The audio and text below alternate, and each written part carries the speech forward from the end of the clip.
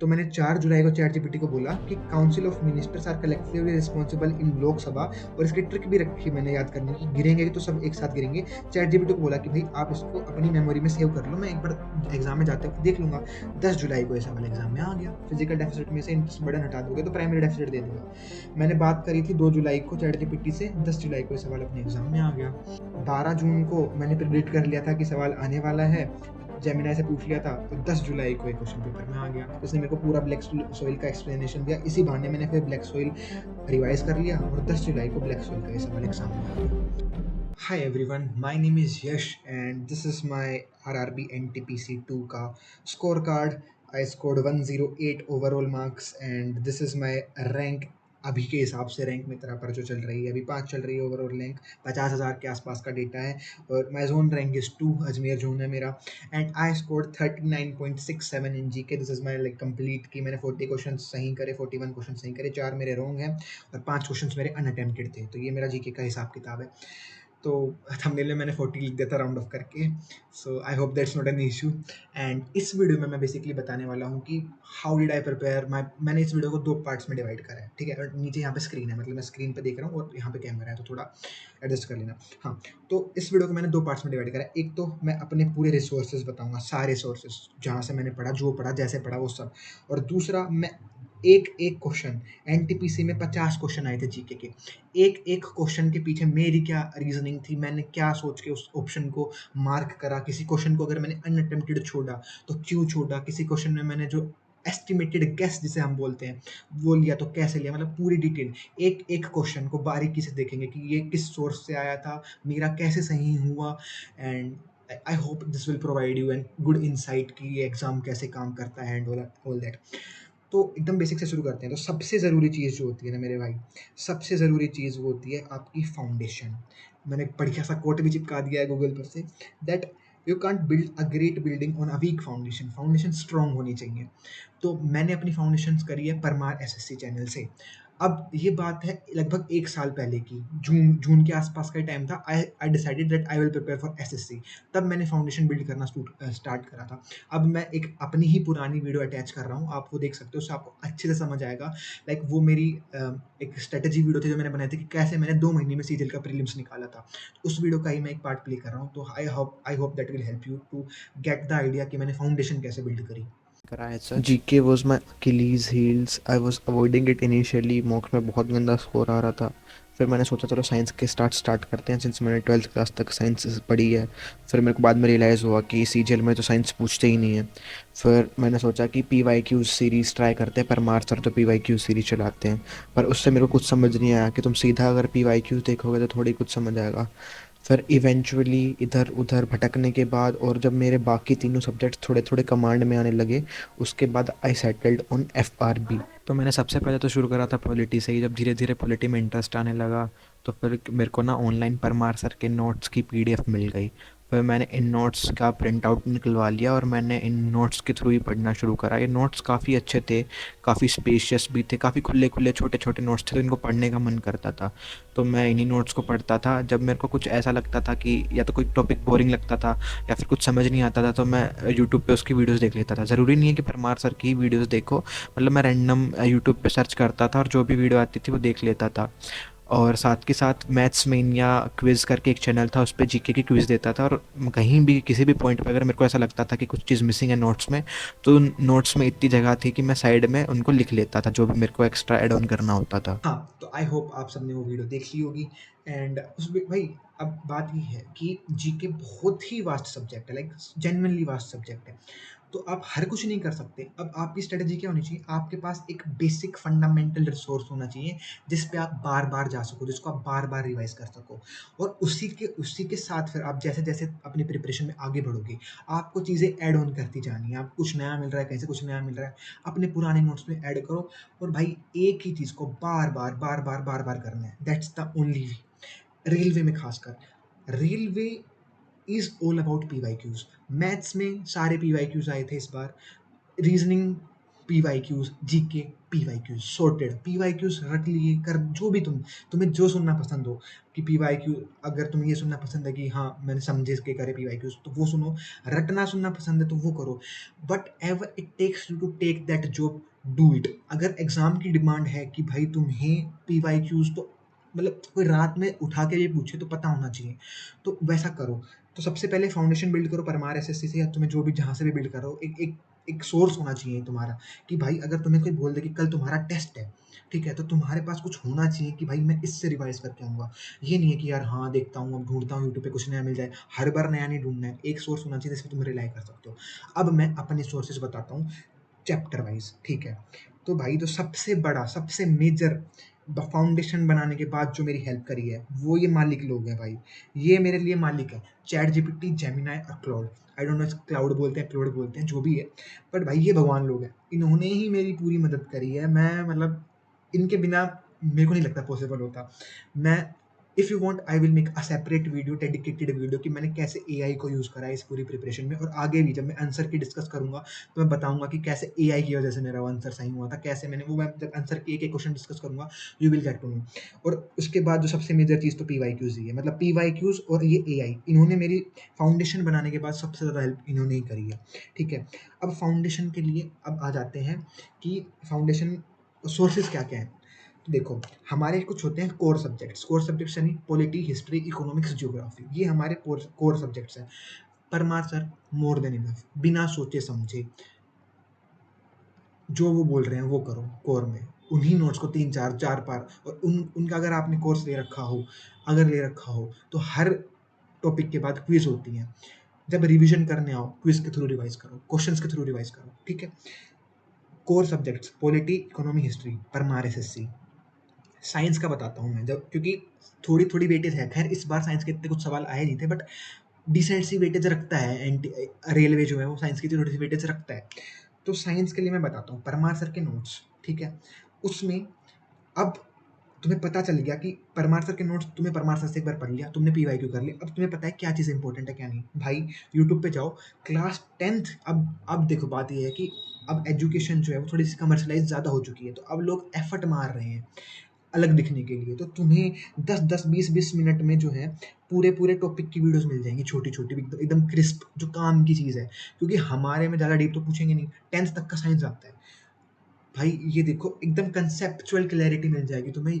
Teachers अच्छे हैं, 10th class वाले, अब एफर्ट डालना शुरू कर दिया लोगों ने, क्योंकि इंसेंटिव है ना, जहाँ पे इंसेंटिव होता है इंसान वो चीज़ करने लगता है।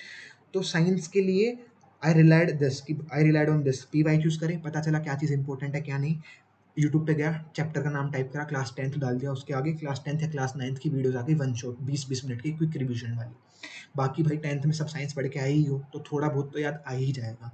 अगर बिल्कुल ही वो ज़ीरो हो, मतलब नहीं है आइडिया साइंस का, तो भी कोई दिक्कत नहीं है भाई, एकदम बेसिक से समझाते हैं लोग, जैसे 10th क्लास के बच्चे को ही समझा रहे हैं ना, क्योंकि ये तो core subjects science done. Now let's come to static GK. भाई बहुत बड़ी चीज़ है, बहुत मुश्किल है करना, I know. I was lucky कि इस बार इतना नहीं पूछा, ठीक है। बट मैं बताता हूँ स्टैटिक जीके के लिए परमार सर के नोट्स। भाई ये तो देखो, ये मैं तुम्हें बता दिया ना कि एक तुम्हारी फाउंडेशन होती है, वो फाउंडेशन है परमार एसएससी के नोट्स, उसके ऊपर मैंने बिल्ड ऑन करी चीज़ें फिर। तो एक ना सिंपली क्रैक करके यूट्यूब चैनल है, सिंपली क्रैक विद आलोक, ठीक है। अब इस यूट्यूब चैनल पे इन्होंने निमोनिक्स के थ्रू लाइक पिक्टोरियल फॉर्म में डांसेस, सेंसस भी मिल जाएगा, काफ़ी स्टैटिक जीके के टॉपिक्स डाल रखे हैं। डांसेस के लिए तो I completely rely on it भाई। मेरा एसएससी में भी पिछली बार एक सवाल आया था डांस का, वो भी सही हो गया था, क्योंकि तुम्हारे दिमाग में वो पिक्चर होती है। अभी मैं आंसर की में भी बताऊंगा कि कैसे मेरे क्वेश्चन सिर्फ इस वजह से सही हुए, क्योंकि मेरे दिमाग में एक थोड़ी सी पिक्चर थी कि यार ऐसा हो सकती है चीज़, ऐसे हो सकती है चीज़ें, है ना? तो वो तुम्हारे दिमाग में पिक्चर बन जाएगी, उस चीज़ के लिए ये वीडियो बेस्ट है। पर ये चैनल है सिंपली क्रैक आलोक, सर्च करना, स्टैटिक जीके तुम यहाँ से कवर करना, ठीक है। अब आते हैं भाई कंप्यूटर पे और करंट अफेयर्स पे। सबसे पहले बात कर लेते हैं करंट कंप्यूटर की। तो देखो मेरी सिंपल सी फिलोसफी वही है कि भाई मेरे को ना एक फाउंडेशन चाहिए, कोई बेसिक सा सोर्स चाहिए जिसके ऊपर मैं चीज़ें बिल्ड ऑन कर सकूँ। अब मेरे को ज़ोर आता है भाई खुद से नोट्स बनाने में, मेरे से खुद से नोट्स नहीं बनते। तो इसलिए मैंने जो है ये आरबी की बुक जो है ये परचेज़ कर ली थी, मेरे पास फिजिकल कॉपी है इसकी, है ना। और फिर इसके ऊपर फिर मैंने करा था क्लोड का एड ऑन। अब मैं पहले एक वीडियो अटैच कर देता हूँ अपने ही चैनल की, कि कैसे मैंने जो है मैंने पहले डाली थी स्ट्रैटेजी वीडियो कि कैसे मैंने इस कंप्यूटर की बुक को कंप्लीट करा। आप लोग पहले वो देख लो। Hi ladies and gentleman, so I have my RRB NTPC का एग्जाम 1 महीने बाद। अभी आज 1 जून हो जाएगी, मतलब रात के 12 बज रहे हैं। सुबह उठूंगा तो 1 जून ही मिलेगी। हाँ, सो 1 जून है तो 10 जुलाई के आसपास पेपर है। एंड इन दैट पेपर 5 से 6 सवाल कंप्यूटर अवेयरनेस के आएंगे। And I have not covered it in a very thorough manner. Computer मैंने अच्छे से करा नहीं है, सो आई डिसाइडेड कि क्यों ना एक बार पकड़ के और पटक ही देते हैं कंप्यूटर को। Eventually it is going to help me in my mains, CGL mains as well. So I made this 17 blocks. So why I made this 17 blocks? Because I went through the RBE playlist जो कि है Radhika ma'am की। And उसमें the total count of the number, like amount of the hours of lectures वो 17 hours, तो 17 घंटे के आसपास का एवरेज बैठ रहा था। तो मैंने सोचा कि हर दिन 1 1 घंटा दूंगा, 17 दिन में कंप्लीट कर लूंगा। Weekends I have reserved for मॉक्स and analysis, मतलब सीरियल का भी देखना है ना साथ साथ, कंप्यूटर को इतना टाइम दे नहीं सकते। सो वीकेंड्स रिजर्व कर दिए हैं, वीक डेज का मैंने प्लान बना लिया है। तो इनिशियली आई थॉट कि I will complete it watching lectures, but मेरे को उतना इफेक्टिव लगा नहीं। So but I did is इस बुक के this book had 360 pages, so I divided it by 17 and it average came out to be something around 21.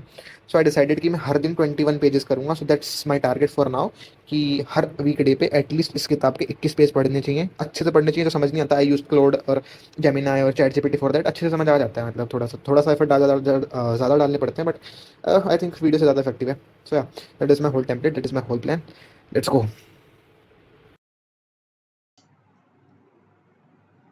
हाँ, so I hope आपने वो वीडियो देख ली होगी कि मैंने इस बुक को कैसे पेजेस को बाँटा हर दिन के हिसाब से और कैसे इसको कंप्लीट करा इस बुक को। अब भाई बुक का काम हो गया, अब बुक को पढ़ते-पढ़ते भी ऑफ कोर्स भाई मेरे को चीज़ें समझ नहीं आएँगी, सीधा तुम बुक से पढ़ने जाओगे, काफ़ी चीज़ें समझ नहीं आएँगी।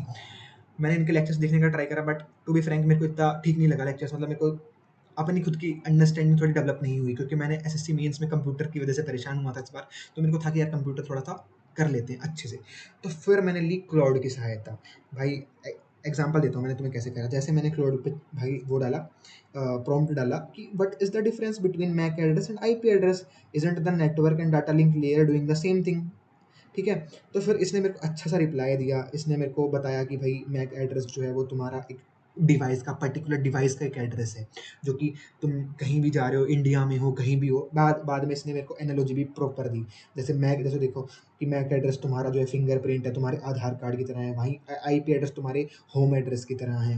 मतलब इसने ना मेरे को प्रॉपर ऐसे एनालॉजी के साथ समझाया। तो वो चीज़ काफ़ी इफ़ेक्टिव रही मेरे लिए ना। मेरे को ऐसे करके मैंने पूरी कंप्यूटर काफ़ी हद तक मैंने कंप्यूटर अपने क्लाउड से ही करी है। ठीक है? तो दिस वाज़ अबाउट कंप्यूटर, है ना? अब आते हैं करंट अफ़ेयर्स पे। भाई करंट अफ़ेयर एक ऐसी चीज़ है कि भाई वही कि आप कितना भी पढ़ लो उतना कम है। मैंने लास्ट के 6 महीने के करंट अफ़ेयर्स 3-3 बार करे हैं। बट जो ओनली चीज़ जो मेरे को इफ़ेक्टिव लगी जिससे सवाल आए वो है इंडोलोगस। इंडोलोगस एक यूट्यूब चैनल है, वहाँ पे जाना। ये लोग मंथली करंट अफ़ेयर डालते हैं, 1.5-2 घंटे की वीडियो होती है। अगर आप अभी अपनी प्रिपरेशन स्टार्ट कर रहे हो तो फिर हर दिन 15-15, 10-10 मिनट देखना शुरू करो। मैंने ऐसे इनिशियली ऐसे शुरू करा था क्योंकि करंट अफ़ेयर का ना मैं बताता हूँ। इनिशियली करंट अफेयर का एक डर होता है इंसान के अंदर कि यार करंट अफेयर है, बहुत ही वास्ट है, इस पे टाइम दूँ ना दूँ, वर्थ इट होगा नहीं होगा, रिटर्न ऑन इन्वेस्टमेंट कितना होगा, बहुत कुछ सोचता है इंसान। धीरे धीरे 10-10 15 मिनट आप देना शुरू करो, आपको इंटरेस्ट आने लगेगा, आपको पता चलेगा कि आपके आसपास चीज़ें क्या हो रही है। भले ही वो एग्जाम में डायरेक्ट सवाल नहीं आए बट आपकी एक थोड़ी सी अंडरस्टैंडिंग डेवलप होगी। लोग बोलते हैं ना कि थोड़ा सा गैस लो, थोड़ा सा रिस्क लेना पड़ेगा, थोड़ा इंट्यूशन डेवलप करो। वो इंट्यूशन कैसे डेवलप होता है? जब आप थोड़ा सा ब्रॉड नॉलेज हो आपको थोड़ी चीज़ों की। सो इंडोलोगस वहाँ पे हेल्प करी मेरी काफ़ी, मतलब ऐसे थोड़ा-सा ब्रॉड थिंकिंग करने में कि भाई देश दुनिया में आखिर चल क्या रहा है, ये चलने में ये थोड़ा मेरे को दी। और साथ-साथ थोड़ा-थोड़ा स्टैटिक रिवाइज़ होता रहता था। जैसे जैसे कि भाई जीके का ही मतलब रामसर साइट्स वगैरह कौन सी नई ऐड हुई, मतलब करंट और स्टैटिक मिक्स चल रहे थे। जैसे अभी रिसेंटली हमारे वो ये सुप्रीम कोर्ट की सीट्स बढ़ गई थी, तो वो भी कवर हुआ था करंट अफेयर में। तो थोड़ा आइडिया लग गया कि भाई सुप्रीम कोर्ट की सीट बढ़ा सकते हैं। ओरिजिनल सीट जो है वो आर्टिकल 130 में दे रखी है, तो वहाँ से फिर तुम सुप्रीम कोर्ट के सारे आर्टिकल्स जो हैं वो रिकॉल कर सकते हो। ठीक है? वो सब वो सुप्रीम कोर्ट का आर्टिकल 124 होता है, ये सब। तो ऐसे करंट अफेयर जो है बहुत ज़रूरी चीज़ है। मैं किसी को भी सजेस्ट नहीं करूँगा कि आप करंट अफेयर लीव करो। आई नो बहुत रैंडम है बट आप लीव मत करके जाओ उसको। थोड़ा-थोड़ा हर दिन करते चलो, 15-15 मिनट देखते चलो, आपको इंटरेस्ट आने लग जाएगा इनिशियली। मेरे साथ यही हुआ था भाई, मैं डरता था, करंट अफेयर मैंने टच तक नहीं करे थे। अब मैं करंट अफेयर से डरता नहीं हूँ, मेरे को डर नहीं है करंट अफेयर्स का, मैं कभी भी कर सकता हूँ। है ना? तो ये चीज़ है करंट अफेयर्स की। तो आई होप मैंने बेसिक हाँ, ये चीज़ें कवर कर ली। एक बार मैं समराइज़ कर देता हूँ। This is my first time recording something like that, तो मेबी वीडियो लंबी खिंच जाए। लाइक मेरे को अभी उतना इफेक्टिव नहीं आया है कि कम टाइम में ज़्यादा इन्फॉर्मेशन कैसे दूँ। So please bear with me होता है शायद, आई डोंट नो। एनटीपीसी में इंग्लिश नहीं आती, सॉरी। हाँ, तो ये हो गया अब मैंने बेसिक आइडिया दिया है, फाउंडेशन बनाओ, सोर्सेज़ में अगर आपको चाहिए हो, क्योंकि भाई जेन्युइनली मेरी सबसे ज़्यादा कोई मदद करी है तो इट वाज़ एआई। एआई का मैंने बहुत ही अच्छा यूज़ करा, मैंने अपने प्लानर्स बनाने में बहुत कुछ। So if you want I will make a separate video on how I used AI in my preparation. उसके बाद भाई जब लास्ट के 15-20 दिन रह गए थे, 1 महीना मान के चलो, मैंने करा था दबा के रिवीजन, एकदम इंटेंस रिवीजन। जीके के लिए बता रहा हूँ, मैंने हर सब्जेक्ट के लिए किया था, but this video is for GK. When it comes to revision, passive revision नहीं होना चाहिए, बस बैठ के पन्ने पलट रहे हो। मैंने करा एक्टिव रिवीजन, क्योंकि यार मेरे से पैसिव होता ही नहीं है, मेरे से नहीं होता, मेरे को नींद आती है भाई। तो मैंने लास्ट में 5000 क्वेश्चन सोल्व करे लास्ट के 15-20 दिन में। 5000 क्वेश्चन से सिर्फ इकलौते 5000 क्वेश्चन नहीं है, मैंने सेम सेट ऑफ क्वेश्चंस को 2 बार लगाया है। आई बिलीव कि अगर मैं कोई चीज़ कर रहा हूँ तो मैं एटलीस्ट उसको 2 बार तो करूँ, वरना कोई फ़ायदा नहीं लगता मेरे को उस चीज़ को करने का। तो अब मैं अटैच कर देता हूँ वो वीडियो, जो कि मैंने कैसे रिवाइज़ करा लास्ट में, कैसे बाँट के जीके के 2000 5000 ऐसे सवाल करे। So NTPC is just around the corner. I purchase this RB का मॉक टेस्ट। अभी 20-21 दिन बचे हैं एग्जाम को सिर्फ। So I purchase this. उसमें जो 2025 के पीवाईक्यूज हैं, जो अभी लेटेस्ट एग्जाम मार्च में हुआ था सीबीटी 1, उसके पीवाईक्यूज टॉपिक वाइज बांट रखे हैं। और टोटल 961 क्वेश्चन। तो मैंने एक 10 दिन का टारगेट बनाया है। This is the template that I made for myself. 10 दिन का प्लान है to cover all these 961 question. 10 दिन में ही है, फिर बाकी के जो दिन बच जाएंगे उनमें इनका दोबारा से रिवीजन। यानी मेरा है कि इनके 2 लैप लगा लूँ। लैप 1 10 दिन का है, जिसमें मैं एक बार सारे कवर कर लूँगा ऊपर से। तो एक दिन का मेरा टारगेट है अराउंड 96 क्वेश्चन, यानी 100 क्वेश्चन मान लो। एक दिन का 100 क्वेश्चन का टारगेट है, तो 10 दिन में अराउंड कंप्लीट हो जाएगा मेरा ये। GK is totally unpredictable, so I am just going to rely on MCQs. हर एक क्वेश्चन को अच्छे से पढ़ूंगा, उसके 4 ऑप्शंस को अच्छे से देखूंगा। इसीलिए मैंने एक धीरे धीरे करके बांटा है कि एक दिन पॉलिटी के सिर्फ छोटे से क्वेश्चन करूँगा, ताकि अच्छे से रिवीजन कर सकूँ सब्जेक्ट का ना। 4 ऑप्शंस भी उसके अच्छे से पढ़ूँ कि एग्जामिनर ने बाकी ऑप्शंस दिए हैं तो क्यों दिए हैं। So my whole purpose is कि थोरो एनालिसिस ऑफ पीवाईक्यूज एकदम अच्छे से चार्ट जमूंगी। Rectification is not my aim, but अगर करना पड़ा तो करूंगा भाई, बिकॉज एग्जाम है, साम दाम दंड भेद सब लगाना पड़ेगा। मेरे को सिर्फ एग्जाम निकालना है, मेरे को कौन सा कोई मतलब किताबें लिखनी है, कुछ करना है, कौन नॉलेज टेस्ट कर रहा है भाई, एग्जाम निकलना चाहिए। ठीक है, this is the purpose to wrap up consolidate everything. So this is my last 4 दिन का मोटा मोटी हिसाब किताब। 9वां दिन मैंने बफर छोड़ा है, मतलब सब कुछ एक बार ऊपर ऊपर से देखना है, उस दिन क्लास देना है। और this is how it is going to be. 3 घंटे 3 टेस्ट क्यूए के रिवीजन है। ये टेस्ट मैंने एक बार अटेम्प्ट कर चुका हूँ मैं। 3 रीजनिंग के 3 जीएस में I have to solve 550 questions per day, no matter what. नहीं करा फेल भाई, ठीक है। कंप्यूटर का थोड़ा थोड़ा जितना हो सके आधा 1 घंटा पढ़ लियो। और current affairs most important thing, हर दिन 2 महीने के current affairs. So yeah that's it, bye bye, good night. नहीं मतलब बाय, मिलते हैं 9 तारीख को। So now let's move ahead towards the second part of the video, जिसमें मैं एक-एक क्वेश्चन को बताऊँगा कि मैंने क्यों अटेम्प्ट करा, कैसे अटेम्प्ट करा और मेरी क्या रीज़निंग थी उसके पीछे। So before starting I would like tell you one thing. अब मैं एक्ट करने वाला हूँ एकदम 30 मार खान की तरह, कि मेरे को तो सब आता था, ये सोर्स यहाँ से था, ये सोर्स यहाँ से था। भाई द ट्रुथ इज़ दैट आपका दिन कैसा है, इट जेन्युइनली मैटर्स, आपका लक कैसा है। अभी मैं बताऊँगा कि मैंने ये एस्टिमेटेड गेस लिया, तो एस्टिमेटेड गेस क्या था? काइंड ऑफ मेरा लक ही था कि वो एस्टिमेटेड, थोड़ा बहुत मान सकते हो कि भाई हाँ, मैंने यहाँ से थोड़ा-थोड़ा ये सुना था, बट लक था, ठीक है? I am not denying that fact. Like मैं अब मैं एक्ट तो ऐसे ही करूँगा कि मेरे को सब आता है, मैं 30 मार खान हूँ, मैंने यहाँ से ये पढ़ा था। बट हाँ, चीज़ें भाई सब कुछ आपके हाथ में नहीं होता है। हाँ, बट रैंक लाना अगर आपके हाथ में नहीं है, बट सिलेक्शन लाना तो डेफिनिटली आपके हाथ में है। सो ठीक है, सो लेट्स मूव अहेड। तो ये फर्स्ट क्वेश्चन है साइंस का। सो साइंस का जैसे मैंने पीवाई, इस सवाल का मैं बताता हूँ कि मेरा कैसे सही हुआ। ज़्यादा कोई खास सवाल नहीं है, बस मैं बता रहा हूँ कि मेरा कैसे सही हुआ। देखो, तो मैं जैसे पीवाईक्यूज़ गो थ्रू कर रहा था, तो मेरे को समझ आया कि भाई लेंस फार्मूला और मिरर फार्मूला ऑप्टिक्स का इंपॉर्टेंट पार्ट है, इनसे सवाल आ सकता है। तो मेरे को बेसिक आइडिया हो गया था। अब ऐसे ही रैंडमली मैं एक दिन टेलीग्राम पे एक दोस्त से बात कर रहा था कि भाई यार मेरा तो यार टेलीग्राम जो है वो बैन होने वाला है, वो बीच में खबर नहीं आई थी, 16 जून की बात है। तो यार मेरी तो पढ़ाई रुक जाएगी, मेरी पूरी पढ़ाई टेलीग्राम पे होती है, ये वो। अब रैंडमली बात करते-करते मैं उसको बोलता हूँ कि चल बता लेंस फार्मूला क्या होता है।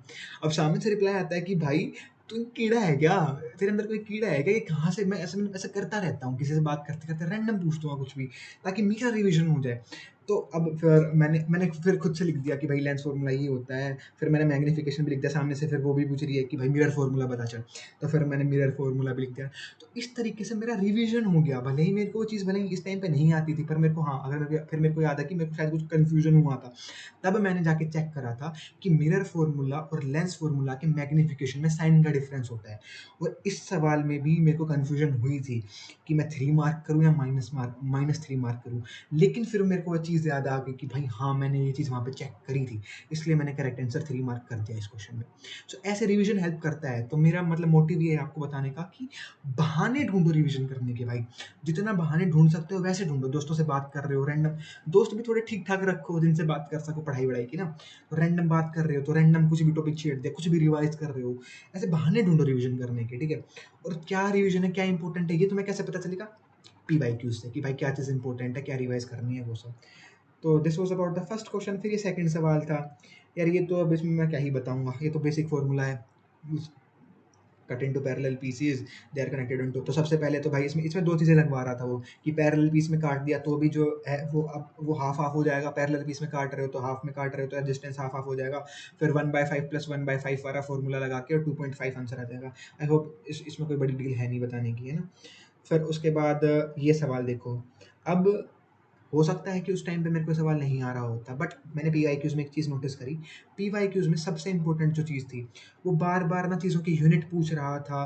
जैसे बेसिक बेसिक टर्म्स होती हैं, जैसे एनर्जी हो गई, पावर हो गई, इन चीज़ों की ना डीप में कुछ नहीं पूछ रहा था। फॉर्मूले पूछ ले रहा था, डायमेंशंस पूछ ले रहा था, इनके एसआई यूनिट पूछ ले रहा था। तो वही यहाँ पे भी PYQ came to my help, कि मैंने पीवाईक्यूज पढ़े थे और मैं रट के गया था भाई ये चीज़ तो, कि वर्क जो है, वर्क और एनर्जी की यूनिट सेम सी होती है, और पावर जो है वो work done per unit time होती है।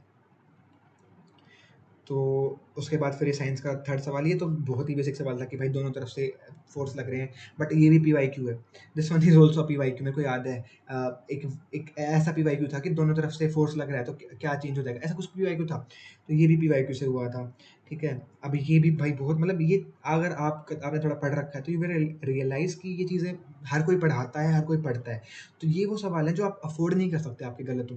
पेपर में दो तरीके के सवाल आएंगे। एक ऐसे सवाल आएंगे जो अगर कोई और सही कर रहा है तो वो आपको भी सही करना है ताकि आप उसके बराबर हो। एक दो मौके आपको एग्जाम में मिलेंगे, कम ही मिलेंगे, एनटीपीसी में खासकर। एक दो ऐसे मौके मिलेंगे जब आप दूसरों से एज ले सकते हो। वो मौका आएगा तब उस पर मारेंगे ना हाथ, लेकिन अभी के लिए जो सब सही कर रहे हैं वो तो एटलीस्ट हम सही करें। तो जो सब पढ़ रहे हैं वो तो आपको एटलीस्ट पढ़ के जाना है। तो जैसे ये बहुत ही बेसिक सवाल है कि भाई जेड को एटॉमिक नंबर से रिप्रेजेंट करते हैं, इसमें कुछ बड़ी चीज़ नहीं है। उसके बाद भाई अगेन पीवाईक्यू, मैं पीवाईक्यूज में देख रहा था, वो पूछ रहा था मेरिस्टेमेटिक टिश्यू, मतलब पीवाईक्यू इससे ज़्यादा क्या ही बोलूँ, पीवाईक्यू है। पीवाईक्यूज देखता था तो पता चल जाता था इंपॉर्टेंट है, परमार सर के नोट से रिवाइज कर लिया। फिर the flow of electric current in acidic solution is due to ions present in it, ये तो बहुत ही मतलब वही पीवाईक्यू एक हमारे में बहुत ही फेमस वो भी है। NaCl का इलेक्ट्रोलिसिस NaCl सॉल्यूशन में कॉपर डाल देते हैं वो, मतलब नहीं, ब्राइन सॉल्यूशन का वो है, ब्राइन सॉल्यूशन का आयन को। तो ये है। So let's move ahead. ये सवाल था। अब देखो इस सवाल में, अब आप लोग चाहो तो वीडियो को पॉज़ करके देख सकते हो सवाल, ऐसा कोई ज़बरदस्ती नहीं है कि मैं आपको बोलूँ कि मेरे साथ-साथ चलो, ठीक है?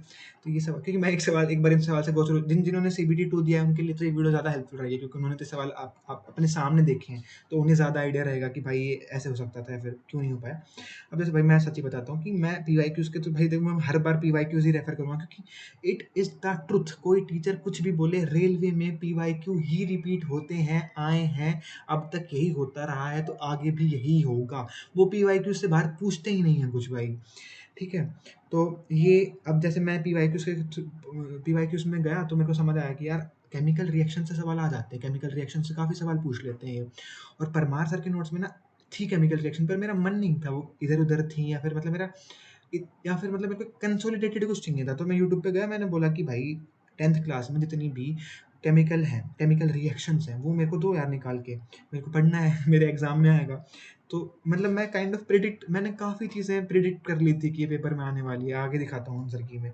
वो कहाँ से आती है जब आप एक ही चीज़ को बार बार कर रहे हो। सेम सवालों को मैं बोल रहा हूँ कि मैंने 2 बार लगाया, उससे यही तो हुआ मेरे भाई कि मेरे को पता चला कि रेलवे कैसे पूछा, क्या पूछा, मेरी कमी क्या है, और आगे क्या आ सकता है, क्या रिपीट हो सकता है। ठीक है। तो मैं गया, 20 मिनट की वीडियो थी, मैंने 2x पे देखी, हो गया मेरा 1 नंबर पक्का। देखो यार इन्होंने, सर ने, जब सर ये जो पढ़ा रहे हैं 10th क्लास के, देखो जितने भी हमारे एग्जाम है ना, साइंस जो है वो 10th तक की आती है, ऑफिशियल सिलेबस में वही है।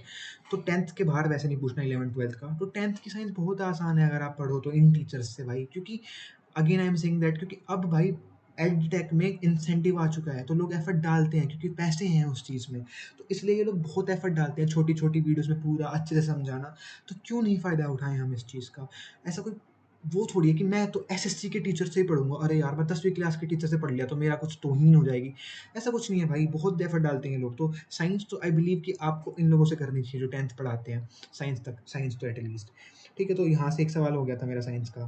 फिर उसके बाद जो था, अब ये देखो, अब ये सवाल भाई काइंड ऑफ, देखो मैंने देखो यहाँ पे मैंने मार्क फॉर रिव्यू कर रखा है, क्योंकि मैं पहली बार में श्योर नहीं था। मेरे को ये था कि मैंने कहीं कहीं तो सुना है, बड़ी सी स्टेटमेंट थी, मैंने पढ़ा, मेरे को मैं जब फर्स्ट राउंड में अटेम्प्ट कर रहा होता हूँ, मेरे दिमाग पे हल्का-सा भी ज़ोर पड़ता है, मैं उस क्वेश्चन को स्किप कर देता हूँ, हल्का-सा भी। अगर मेरे को ये है ना कि यार मेरे को वो चीज़ अपने दिमाग से निकालनी पड़ेगी, मेरे को नोट्स में ढूँढना पड़े स्किप। अगर कोई चीज़ तुरंत क्लिक हो रही है, तो ही मैं उसको फर्स्ट राउंड में अटेम्प्ट करता हूँ। तो ये मैंने स्किप कर दिया था, मार्क फॉर रिव्यू कर दिया था, क्योंकि मेरे को ये था कि मैंने सुना-सुना सी चीज़ लग रही है।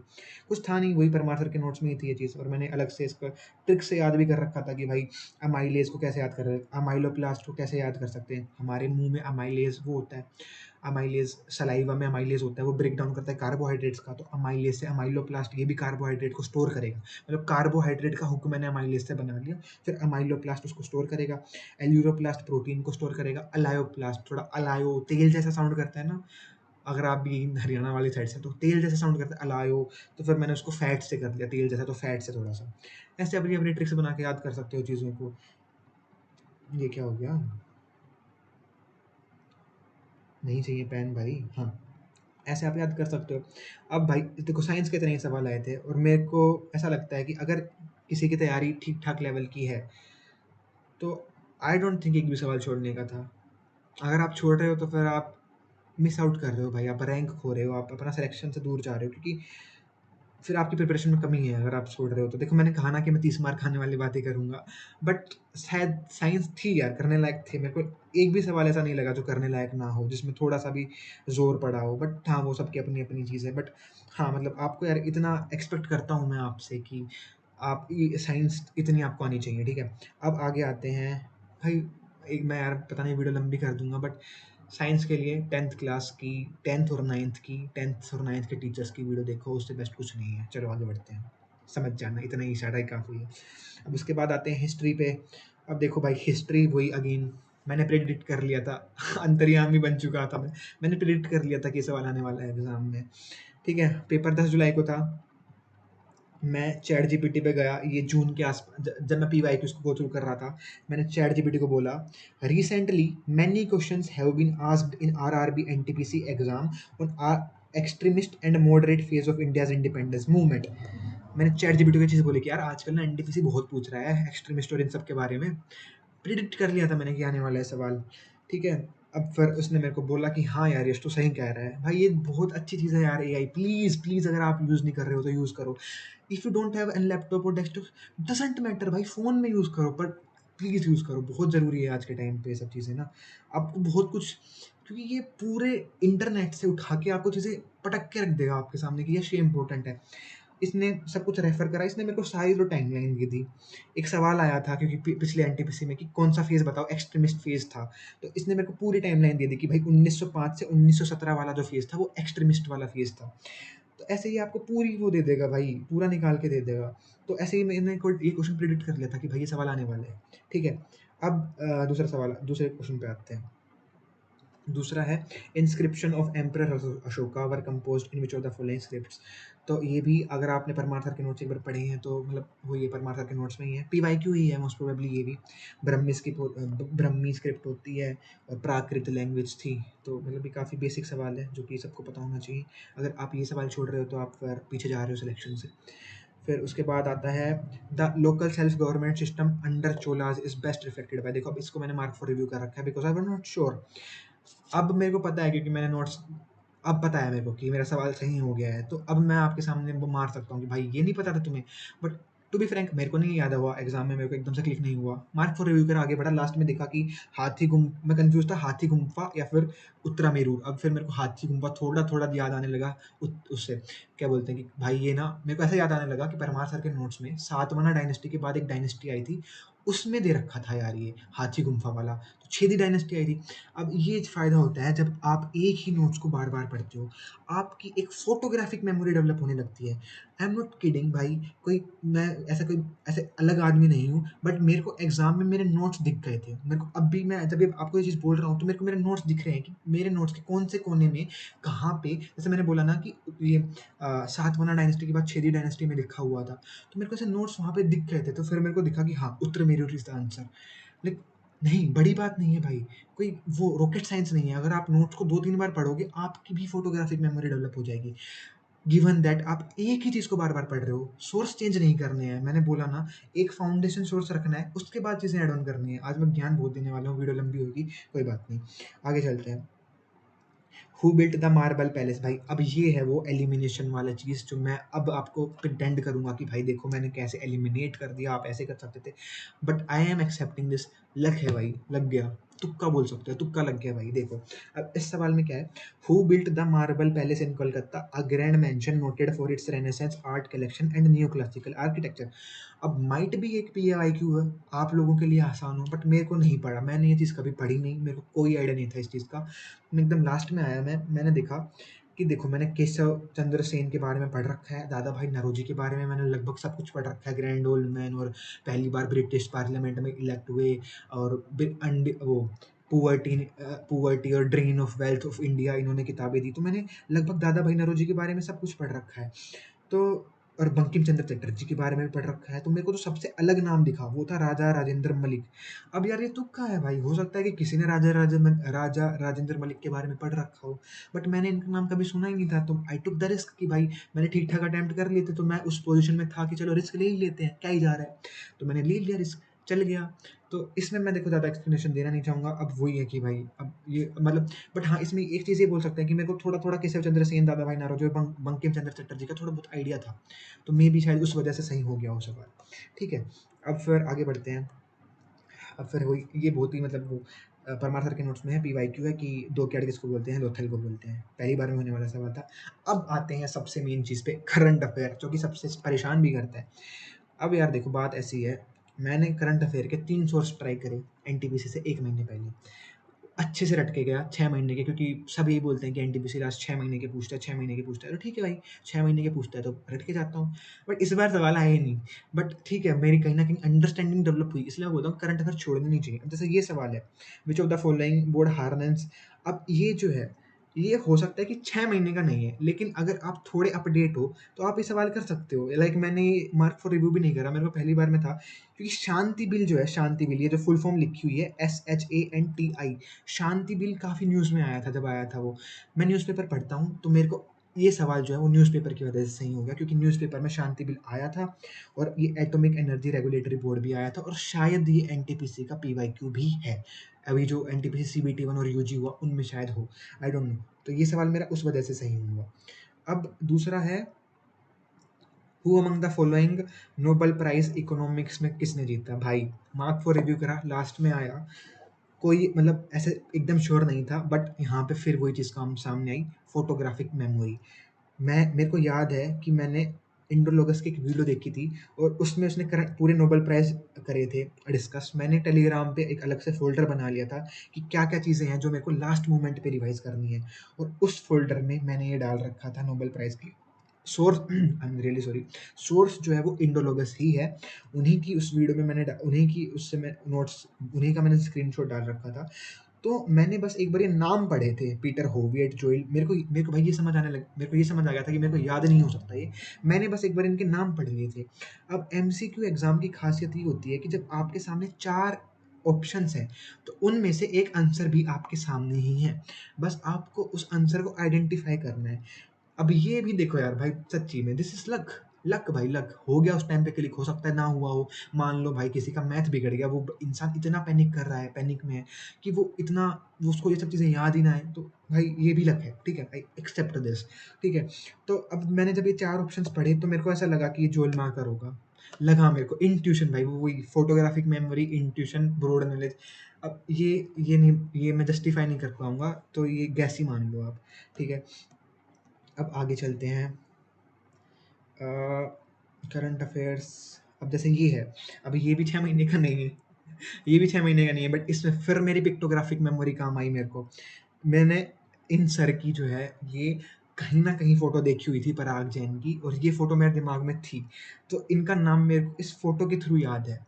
तो ये सवाल मेरा इस वजह से सही हो गया, मेरे को इनकी फ़ोटो मैंने देखी हुई थी। उसके बाद आता है ओस्मानी देम्बोले, ये सवाल तो शायद आप लोगों ने कर लिया होगा, ये सितंबर के करंट अफेयर्स में था, इसके इंडोलोगस के। तो ये वाला जो है, ये मैंने करा था एनटीपीसी सीबीटी 1 के टाइम पे, तब मैंने ये देखा था, और इसका नाम भी थोड़ा सा अलग है, ओस्मानी देम्बेले। तो ये मैंने पहली बार में ही कर दिया था, मेरे को तुरंत क्लिक हो गया था। ये वो चीज़ है कि आपने अगर पढ़ा होगा तो आप कर पाए होंगे, वरना नहीं कर पाए होंगे। तो ये तो वो सिंपल सी चीज़ थी, ये वाला लक, प्योर लक। अब इसमें मैंने पढ़ा, secret mountain is a Meta human digital band conceived bye whom. अब मैं सोच रहा हूँ कि यार अरिजीत सिंह तो सर ऐसा कुछ करते नहीं है भाई। अब मैं जस्टिफाई करने के लिए जो मैं बोल रहा हूँ, मतलब मैंने जो एग्जाम में सोचा था मैं वो बता देता हूँ आपको। बट हाँ, मतलब ये जस्टिफाई पूरी तरीके से नहीं किया जा सकता, लक है। तो अरिजीत सिंह ने जो है वो लिखा था। अरिजीत सिंह ने, मैंने सुना था कि यार ऐसा कुछ करते नहीं है। शंकर महादेवन भी, मेरे को लगा कि नहीं करा होगा। श्रेया भाई, अब मैं क्या बताऊँ, मेरे को लगा कि ए आर रहमान आंसर होगा, मैंने मार्क कर दिया और मैं आगे बढ़ गया। मतलब काफ़ी न्यूज़ में रही थी ये चीज़, बट मैंने उस टाइम पे नहीं पढ़ी थी, तो आई टुक चांस, सही हो गया। अब कुछ ऐसे सवाल हैं जो कि भाई जो सही नहीं हुए होने चाहिए थे वो भी हो गए हैं, और कुछ ऐसे सवाल हैं जो सही होने चाहिए थे वो भी मेरे नेगेटिव हैं। उनको भी मैं डिस्कस करूँगा। मैंने इसमें रखे हैं वीडियो के एंड में जो सवाल मेरे अनअटेम्प्टेड थे और इनकरेक्ट थे, उनको भी। थोड़ा जल्दी-जल्दी करते हैं ना, टाइम ज़्यादा लग रहा है आई गेस। अब आते हैं पॉलिटी पर। अब देखो भाई, वही अंतर्यामी वाली बात है, मैंने प्रेडिक्ट कर लिया था कि ये सवाल आने वाला है, ठीक है? अब इसमें वही है, पीवाईक्यू है भाई, कोई बड़ी रॉकेट साइंस नहीं है। अब जैसे मैं देखो, मैं अपनी चैट जीपीटी के साथ चैट दिखाता हूँ। 4 जुलाई को मेरी चैट हुई चैट जीपीटी से कि council of ministers are collectively, ChatGPT को मैंने बोला कि भाई मैं ना कुछ चीज़ें बार-बार भूलता हूँ, तो आप उन चीज़ों को ऐड कर दो। तो मैंने 4 जुलाई को चैट जीपीटी को बोला कि council of ministers are collectively responsible in Lok Sabha, और इसकी ट्रिक भी रखी मैंने याद करने की, गिरेंगे तो सब एक साथ गिरेंगे। चैट जीपीटी को बोला कि भाई आप इसको अपनी मेमोरी में सेव कर लो, मैं एक बार एग्ज़ाम में जाते वक़्त देख लूँगा। 10 जुलाई को ये सवाल एग्ज़ाम में आ गया। तो मतलब तो ये चीज़ अब वही है कि आप पीवाईक्यू से जितना अपडेट रहोगे, वो चीज़ आपको उतनी ही हेल्प रखेगी। तो आप पीवाईक्यूज़ को आपको करना ही करना है, ठीक है? अब ये सवाल है, सॉरी, हाँ, सॉरी। अब ये सवाल है पॉलिटी का। जैसे अब मैं पीवाईक्यू से गया तो मेरे को समझ आ गया था कि एनटीपीसी जो है वो पंचायत और म्युनिसिपैलिटी से बहुत सवाल पूछ रहा है। तो एनटीपीसी, मैंने फिर क्या कहते हैं, मैंने परमार सर ने ट्रिक बता रखी है। ए से जो है असेंबली, बी से बनाना, सी से कंपोजिशन, डी से दलित, ऐसे करके परमार सर ने याद करवा रखे हैं। तो मेरे को ये याद था, परमार सर के नोट्स हैं इसका सोर्स। और ये इंपॉर्टेंट, मैंने रिवाइज करना क्यों ज़रूरी समझा इसको एग्जाम से पहले, क्योंकि पीवाईक्यू में आया था, ठीक है? फिर ये बहुत ही बेसिक सवाल है कि कांग्रेस किसने एस्टेब्लिश करी थी। एओ ह्यूम पढ़ते हैं ना, वही एलन एक्टोवियन ह्यूम, एओ ह्यूम, ठीक है? फिर उसके बाद ये बेसिक सवाल उसका है डीपीएसपी का, welfare state 38 photo. Parmar sir के नोट्स मेरे को ध्यान आ रहा है, परमार सर के नोट्स में इधर एक कोने में 38 लिखा हुआ था वेलफेयर स्टेट, उसके बाद फिर 39, फिर उन्होंने एलडीसी गोज टू पीएचसी वाली ट्रिक बताई थी। फोटोग्राफिक मेमोरी, सेम नोट्स को बार बार पढ़ो, ठीक है? फिर फंडामेंटल राइट्स, वही परमार सर ने एकदम अच्छे से रटवाया है इसको कि जो राइट सिर्फ हमें अवेलेबल है, फॉरेनर सिटीजन्स को अवेलेबल नहीं है, वो 15, 16, 19, 29, 30, ऐसे मुंह जबानी रटवाया है। 15, 16, 19, 29, 30। तो 19 में फ्रीडम ऑफ स्पीच भी आता है, तो ये सवाल उससे सही हो जाता था। कंप्यूटर भाई, कंप्यूटर मैंने पूरा एआई से पढ़ा है और आरबी की किताब से पढ़ा है। तो ये था कि which application software allows user to immediately see the result of change in data. तो ये स्प्रेडशीट होती है। एक पहली बार में मैं नहीं मैं मेरे को लगा कि डाटाबेस तो नहीं हो सकता है। फिर मैं आया, फिर मेरे को याद आया कि मैंने कॉलेज के टाइम पे, थैंक गॉड कि मैंने एक बार एक्सेल यूज़ करा था, और मैंने एक्सेल अभी भी यूज़ करा है। तो मेरे को ये याद आया कि भाई अगर आप एक्सेल में किसी एक फ़ॉर्मूले में चेंज करते हो, या फिर किसी एक वैल्यू में चेंज करते हो, तो फ़ॉर्मूले में भी वो चीज़ रिफ्लेक्ट हो जाती है, तो चीज़ चेंज हो जाती है। तो यहाँ से मेरे को स्प्रेडशीट हुआ और मैंने स्प्रेडशीट टिक कर दिया। फिर उसके बाद आया कि a user wants to transfer a large file to, यार थोड़ा पेन ले लेते हैं ना, मेरे को सब डल-डल सा फ़ील हो रहा है, थोड़ा पेन यूज़ कर लेते हैं, ठीक है? अब जैसे ये सवाल है, प्रेडिक्ट कर लिया था कि आने वाला है। पीवाईक्यू में आ चुका था एक बार, तो फिर मैं जेमिनी पे गया। वही मैं बता रहा हूँ, मैंने अलग-अलग एआई में भी भाई मैंने बहुत डाइवर्सिफ़ाई कर रखा था कि मैं इस एआई से ये पूछूँगा, इस एआई से ये पूछूँगा, इससे ये पूछूँगा, ये इस चीज़ में अच्छा है। एआई का अगर आपको डिटेल वो चाहिए हो तो बता देना, क्योंकि मैंने एआई को अब इतना यूज़ कर लिया है कि मेरे को आइडिया है कि कैसे यूज़ करते हैं पढ़ाई के लिए। बाकी मेरे को इतना आइडिया नहीं है, बट पढ़ाई के लिए इसको इफेक्टिवली कैसे यूज़ करना है, दैट आई नो, ठीक है? तो फिर जैसे मैंने 12 जून को जेमिनी से एफटीपी के बारे में पूछा था कि भाई बताओ यार, वर्ल्ड वाइड वेब में, सॉफ्टवेयर में, प्रोटोकॉल में आखिर में डिफरेंस क्या होता है? इसने मेरे को अच्छे से समझाया। फिर बाद में इसने मेरे को एक प्रैक्टिस क्वेश्चन भी दिया कि यश भाई तू इसको प्रैक्टिस कर कि इनमें से कौन सा वर्ल्ड वाइड वेब पे ट्रांसमिट डाटा करने के लिए, डाटा को ट्रांसमिट करने के लिए यूज़ हुआ होता है। तो इसने एचटीटीपी बताया। फिर उसके इसने आंसर में ही एक्सप्लेनेशन भी दिया कि भाई एफटीपी जो है वो फाइल्स ट्रांसफ़र करने के लिए यूज़ होता है। एसएमटीपी जो है, सिंपल मेल ट्रांसफ़र प्रोटोकॉल, वो जो है वो ईमेल्स ट्रांसफ़र करने के लिए यूज़ होता है। टीसीआईपी जो है, तो मतलब इसने पूरा से एक्सप्लेन कर दिया था। तो वही सेम चीज़ कि 12 जून को मैंने प्रेडिक्ट कर लिया था कि सवाल आने वाला है, जेमिनी से पूछ लिया था, और 10 जुलाई को ये क्वेश्चन पेपर में आ गया। तो फिर से वही प्रेडिक्ट हो गया पीवाईक्यूज़ की वजह से, है ना? अब फिर आगे चलते हैं। अब how can you vertically centre the text, inside cells of a tab MS Word. अब देखो यार, ये वैसे भी पढ़ के हो जाता और वैसा भी आप इस सवाल को वैसे भी कर सकते हो कि 4 ऑप्शंस हैं और ये एक एक इकलौता ऑप्शन नहीं है जिसमें इसने साफ-साफ सब कुछ बता दिया है, बहुत ही बड़ा एक्सप्लेन कर रहा है, लंबाड़ी बोल सकते हैं कि बहुत ही ज़्यादा एक्सप्लेन कर रहा है, इतना एक्सप्लेन करने की ज़रूरत नहीं है। और वैसे भी मतलब आप एक बार पढ़ोगे तो फिर आपको समझ आ जाएगा कि यही आंसर है। क्योंकि ये ना शुरुआत से लेकर एकदम आखिर तक आपको आंसर तक छोड़ के आ रहा है ये ऑप्शन। तो मतलब ये अब यहाँ पे कौन डिसएडवांटेज में रहा होगा, जिसने हो सकता है कि सवाल देखते ही छोड़ दिया और दोबारा आया ही ना हो, जिसने मतलब एक इसको प्रॉपर रीड ही ना दिया हो, क्वेश्चन पढ़ा हो और ऑप्शन पढ़े ना हो। क्योंकि अगर किसी ने ऑप्शन पढ़ा होगा तो फिर वो सवाल को थोड़ा इस पे रिस्क लेके कर सकता है सही। है। फिर उसके बाद कंप्यूटर का ये पीवाईक्यू है। ये पीवाईक्यू है कि आप जो है एमएस पावर पॉइंट को पीडीएफ में कन्वर्ट क्यों करते हो? इसीलिए करते हैं कि भाई वर्ड फाइल जो है वो सिर्फ वर्ड सॉफ्टवेयर में खुलेगी, पावर पॉइंट फाइल जो है वो सिर्फ पावर पॉइंट में खुलेगी पीपीटी, पीडीएफ फाइल को आप कहीं भी खोल सकते हो, फ़ोन में भी खोल सकते हो और मतलब ईज़ी टू वो है ट्रांसफ़र और ईज़ी टू यूज़ है, ईज़ी टू व्यू है। उसके बाद आते हैं ज्योग्राफ़ी पर। अब ज्योग्राफ़ी में ये आई डोंट नो पीवाईक्यू है या नहीं, बट आप अपने मेंस में एक सवाल आया था ना उड़ीसा का कुछ तो बॉक्साइट का, तो उस टाइम पे फिर मेरे को समझ आ गया था। और पीवाई एनटीपीसी के पीवाईक्यू में भी अगर मैं ज्योग्राफी में सबसे इंपॉर्टेंट बताऊंगा ना, तो परमार सर के नोट्स के एंड में है ये दो चैप्टर, मिनरल एंड रिसोर्सेज वाले और एक वो सोइल वाला है, फॉरेस्ट वाला है, वो परमार सर के नोट्स के एंड में है ये चैप्टर। पर मैंने फिर उन सबसे ज़्यादा अगर मैंने पढ़े होंगे तो यही दो चैप्टर पढ़े होंगे कि एंड में आपका मन नहीं करता ना एंड वाले चैप्टर पढ़ने का। बट मैं तो पीवाईक्यूज को गो थ्रू कर रहा था तो मेरे को समझ आ गया था कि इंपॉर्टेंट चीज़ है। मेंस में भी पूछा, एनटीपीसी सीबीटी 1 में भी पूछा, सीबीटी 2 इसमें यूजी में भी आया है शायद यही सेम सवाल। तो वहाँ से फिर आप कर सकते थे इस सवाल को, है ना?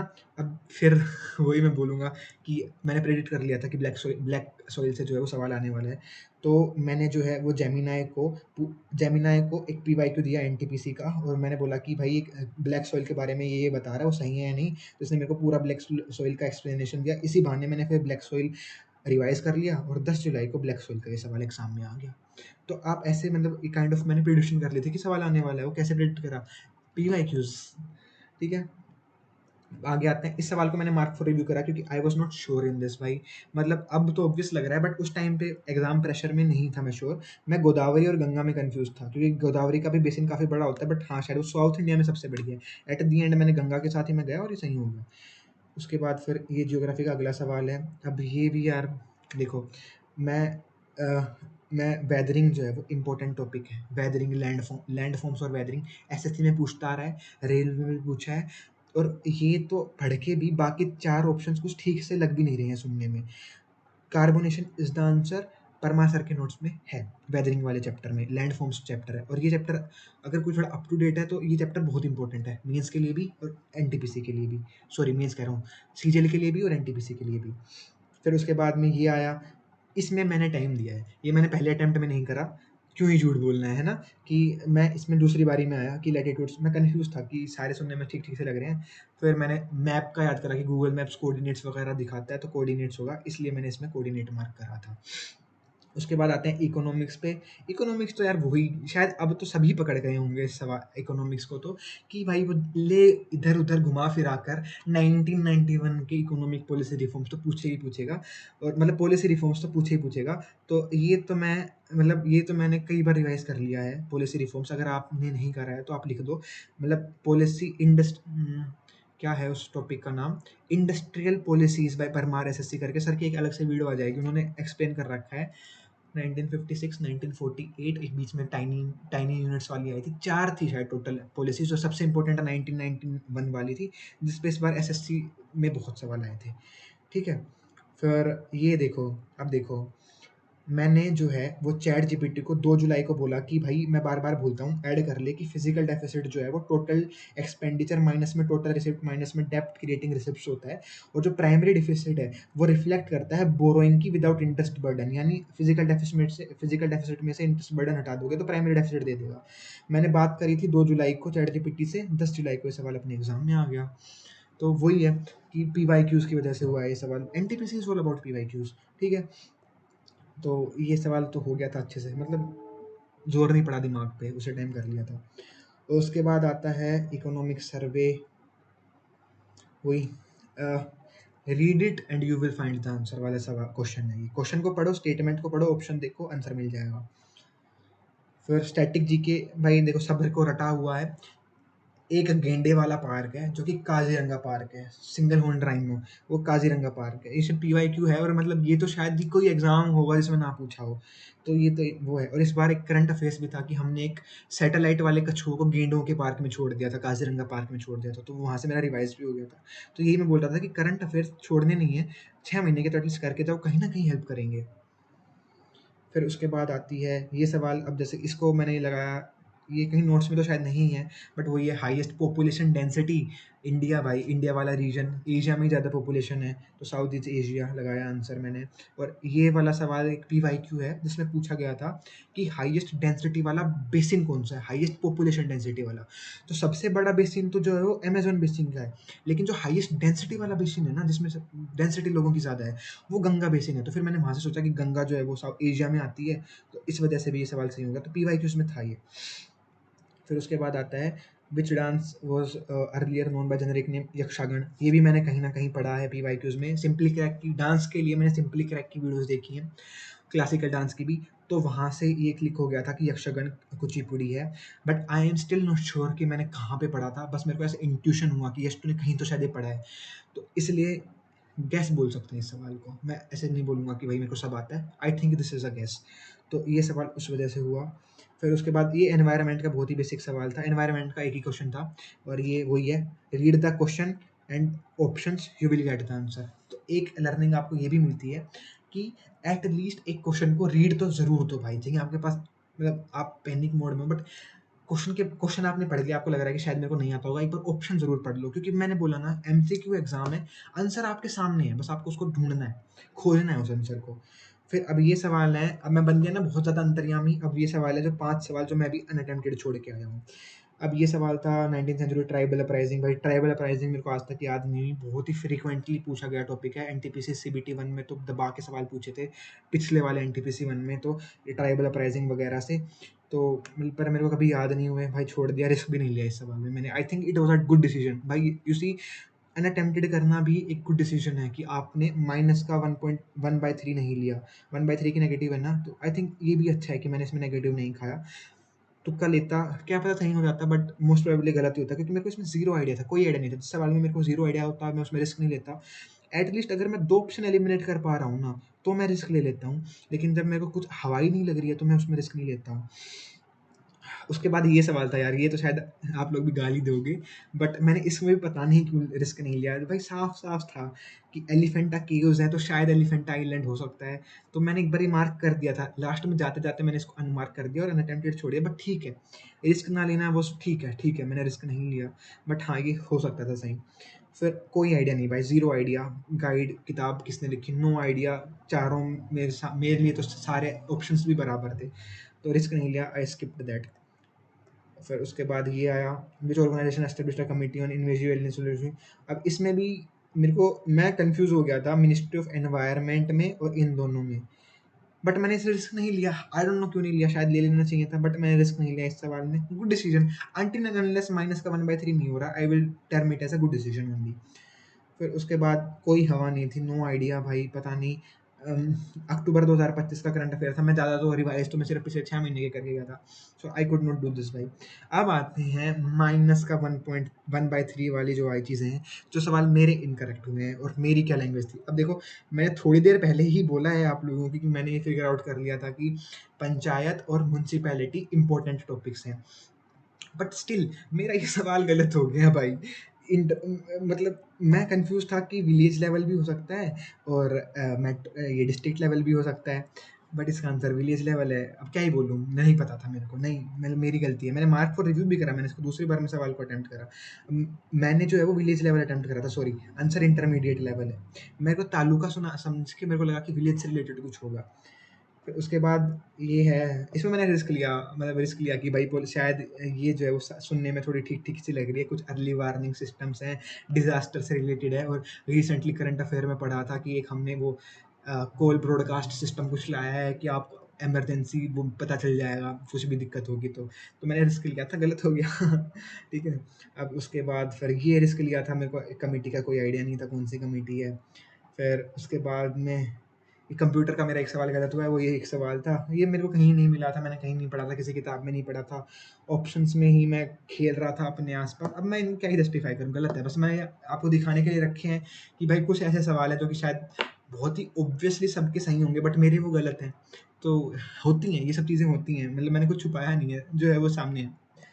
बहुत ही ज़्यादा लंबी वीडियो हो गई है, I am really sorry. I know आधे से ज़्यादा लोग, मतलब 80% लोग इस वीडियो को छोड़ चुके होंगे ऑलरेडी, बट अगर आप इस अब तक इस वीडियो को देख रहे हो तो भाई thank you so much for trusting me. And अगर आपको ऐसे ही मैथ्स की और रीजनिंग की भी स्ट्रेटेजी वीडियो चाहिए तो do let me know in the comments. और कुछ भी जानना हो, कुछ भी एआई, भाई मतलब मैं बड़ाई नहीं कर रहा हूँ अपनी, बट आई थिंक एआई को यूज़ करना सबको आना चाहिए, और मैं शायद आपकी मदद कर पाऊँ कि मैंने कैसे यूज़ करा था। मैंने कैसे एआई को यूज़ करके काफ़ी क्वेश्चंस प्रेडिक्ट कर लिए थे। लाइक एआई को तो भाई मैंने ना अपना ऐसा कंपेनियन बना लिया था, मैं उसको सवाल-जवाब करता रहता था। उससे पूछ लेता था कि मैं भाई तू बता दे इस टॉपिक से क्या-क्या इम्पोर्टेंट आ सकता है। तो मेरे को बता देता था कि ये शायद यार यहाँ से सवाल आ सकता है, जो कि मेरे को हेल्पफुल लगता था कि उसको डिसेंट नॉलेज है, बता सकता है पेपर को लीक कर सकता है, ऐसा कुछ नहीं है, ठीक है? तो that's it from my side. A, first page खोल लेते हैं। So thank you so much for bearing with me यहाँ तक, क्योंकि मैं नहीं हूँ इतना अच्छा स्पीकर, या फिर टाइम लगेगा थोड़ा कैमरा के साथ फ़ैमिलियर होने में। हालाँकि मेरे को चुल बचपन से है कैमरे के सामने बोलने की, थोड़ी फ्रैंक बात कर लेता हूँ। बट हाँ, मतलब थोड़ा-सा अब ऐसे, मतलब ऐसे टीचर, यूट्यूबर वाला, गाइड, मेंटर वाली वो वाली फ़ील नहीं है। आई लाइक चीज़ें ऐसे भाई वाली सेंस में ज़्यादा हो, ठीक है? तो या that's it, that was my strategy, that's how I did it and that's how anyone can do it. भाई जाते-जाते वही चीज़ बोल के जाऊँगा, एक फाउंडेशन सोर्स रखो, उसके ऊपर अपनी बिल्डिंग बनाओ, पीवाईक्यूज़ को बार-बार, बार-बार मल्टीपल टाइम्स करो, एक ही सोर्स को 2-3 बार करो, और that's it. Bye bye, take care, I hope you crack this exam and secure your dream job भाई। All the best, keep doing the hard work and make your parents proud. Bye-bye.